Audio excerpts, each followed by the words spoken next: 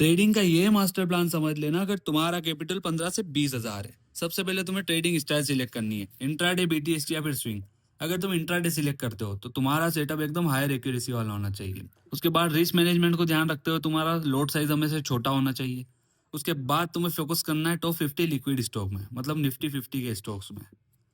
और तुम्हें टारगेट करना 0.5% से 2% तक का, और एसएल तुम्हें रखना 0.3% से 0.5% तक का। यानी अगर तुम्हारा एक बार टारगेट हिट हो गया और फिर एसएल भी हिट होता है तो तुम्हारा रिस्क एकदम मैनेज होते होते चलेगा।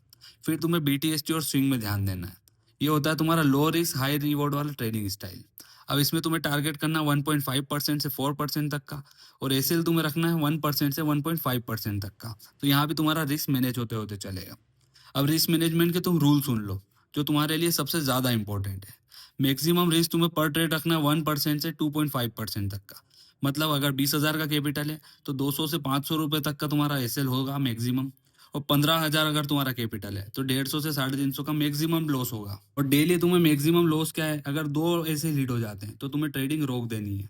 उसके बाद अगर वीकली में तुम देखोगे तो 6% से ज्यादा अगर तुम्हारा लॉस हो रहा है तो तुम्हें उस हफ्ते पूरे ट्रेडिंग नहीं करनी है। बस रिस्क मैनेजमेंट के इस रूल को फॉलो करते जाओ, तुम्हारी कैपिटल भी ग्रो हो जाएगी और पोर्टफोलियो भी बड़ा हो जाएगा।